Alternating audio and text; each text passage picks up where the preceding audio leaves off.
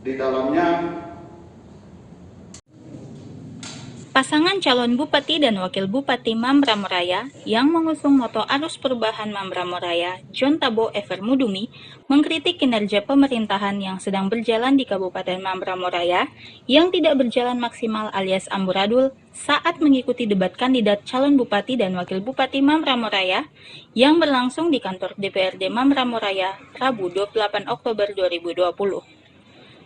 Pasangan John Tabo Evermudumi yang hadir menggunakan baju batik merah dan kuning saat mengikuti debat kandidat calon Bupati dan Wakil Bupati Mambramo Raya mengkritik habis kinerja pemerintahan di Kabupaten Mambramo Raya.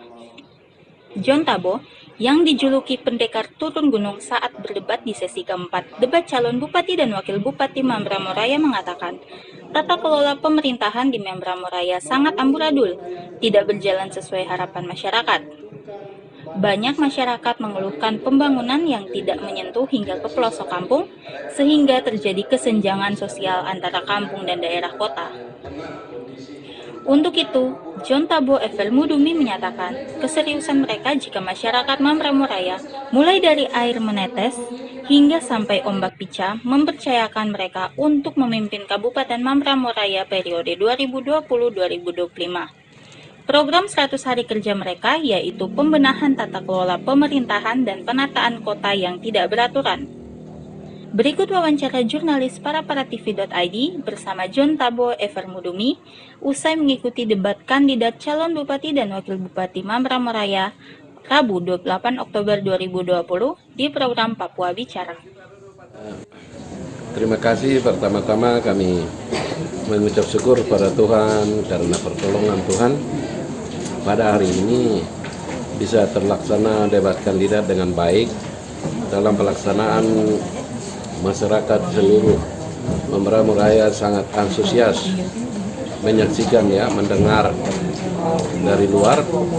Sayang karena seharusnya debat ini harus di debat terbuka, berarti harus suara pemiliknya harus mendengar. Cuma sayang kami di dalam ruangan, sini kan zona hijau.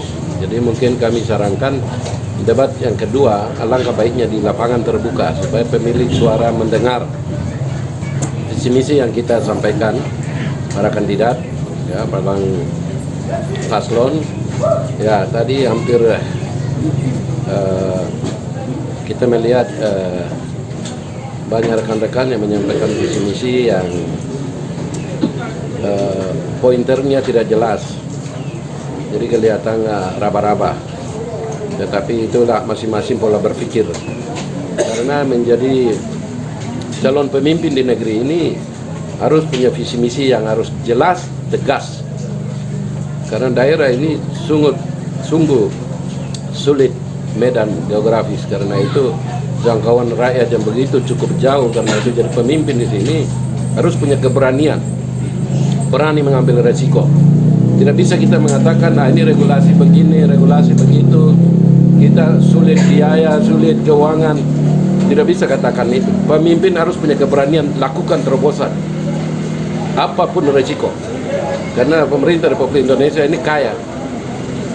Masa punya rakyat harus miskin, menderita, dibiarkan seperti ini. Pemimpin harus punya keberanian bagaimana rakyat yang merasakan penderitaan keluar dari kungkungan kemiskinan dan kebodohan. Karena itu tidak bisa memimpin negeri ini dengan perasaan-perasaan, tidak bisa. Harus memimpin negeri ini adalah punya hati dan punya keberanian untuk melakukan terobosan-terobosan yang mengambil resiko memang tinggi. Tapi itulah yang harus dilakukan untuk demi kepentingan rakyat, kemajuan negeri ini untuk masa depan anak cucu yang betul-betul berbicara di tanah ini. Oke, Bapak.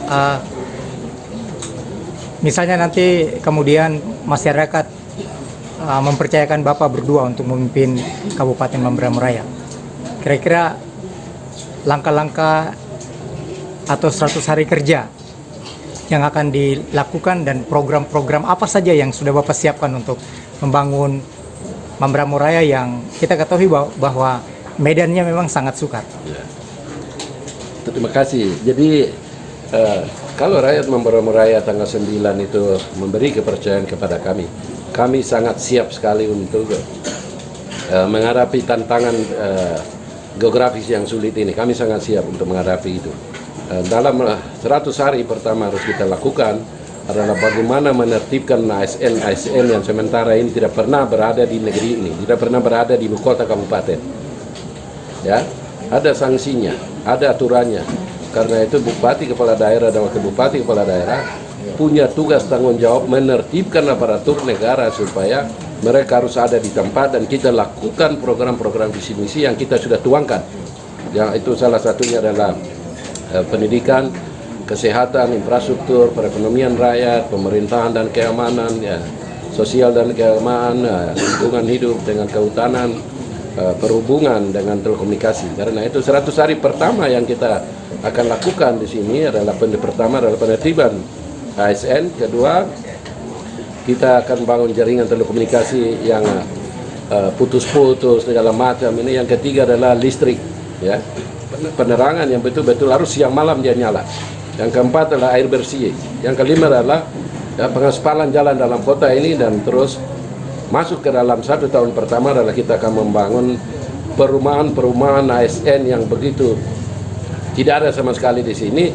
Kita akan bangun semuanya yang mengabdi negeri ini, kita akan tertibkan dan kita akan membangun tahun pertama itu adalah perumahan ASN. Lalu kita berikan sanksi apabila tidak ditempati oleh ASN, ya gaji mereka kita store kembali ke kas negara. Jadi orang harus ada di sini lebih sungguh-sungguh mau mengabdi, ya, bukan sungguh-sungguh cari kekayaan, bukan sungguh-sungguh cari perut, bukan sungguh-sungguh cari kenyang, tidak. Di sini hadir di sini harus orang-orang yang punya hati, punya keberanian, sungguh-sungguh membangun, mengangkat harkat martabat rakyat di negeri ini. Kira-kira itu. Silakan Pak Wakil tambah. Ya, Bapak tadi kan di dalam program kerja itu kan Bapak ada punya 8 program yang menjadi prioritas utama. Ya. Ya. Salah satunya adalah infrastruktur. Ya. Bagaimana Bapak melihat infrastruktur yang hari ini ada di Kabupaten Mamberamo Raya? Sangat prihatin sekali ya infrastruktur di hari ini kita lihat. Masih waktu zaman Pak QQ luar biasa, saya salut kepada beliau. Luar biasa dia bangun infrastruktur. Tetapi 5 tahun berikutnya tidak ada infrastruktur yang dilanjutkan. Karena itu infrastruktur prioritas utama kita juga. Bagaimana kita kasih tembus tata ruang kota ini dulu kita tata, baru kita mulai keluar. Kasih tembusan dari Kaso ke Bongko, Sarmi Bongko, kemudian dari Bromeso ke Sikari, Bromeso ke Ruf Air, ya, Bromeso ke arah Waropen yang sudah ada di sana, Gaisat, ya sudah ada. Kita akan jembatannya apanya dulu kan ada dari perusahaan kayu itu kan sudah buat badan jalan itu. Tinggal pemerintah daerah anggarkan untuk penimbunan, pelebaran, pengaspalan dan jembatan kita prioritas. Sebelum kita lakukan pengaspalan, jembatan-jembatan kita prioritas sampai Trimuris. Infrastruktur ini betul-betul terbangun yang baik. Dengan kehadiran ASN ada di tempat ini, berarti ekonomi akan beredar, uang akan beredar, ekonomi akan berubah luar biasa. Jadi kita berbicara tadi tentang tata kelola pemerintahan dengan pembangunan pemberdayaan ekonomi rakyat, ini erat kaitan sama sekali. Itu visi misi kami. Kalau ASN ada di sini, anggaran pemerintah beredar di daerah ini, rakyat ini akan menikmati peredaran uang itu. Ekonomi mereka, kebun-kebun mereka akan bekerja. Mereka akan berusaha jual sayur mayur. Selama ini kan orang rakyat tidak bisa kerja karena apa? Semua kegiatan pemerintahan dilakukan di Jayapura, di hotel-hotel mewah, di restoran mewah. Bagaimana orang tua miskin di sini baru kita kasih kaya lagi orang yang kaya di Jayapura di sana? Ya, pemerintahan itu ada di sini karena rakyat. Karena itu harus lihat rakyat itu fokus. Ya. Jadi tidak ada uang itu beredar, APBD dari Mamberamo Raya itu tidak bisa beredar di luar. Dia harus beredar betul-betul terserap di rakyat di sini. Karena itu kami mampu melayani rakyat 2x24 jam apabila Tuhan kasih kami kesehatan yang sempurna, kekuatan, rakyat percaya kami akan lakukan hal itu. Terima kasih.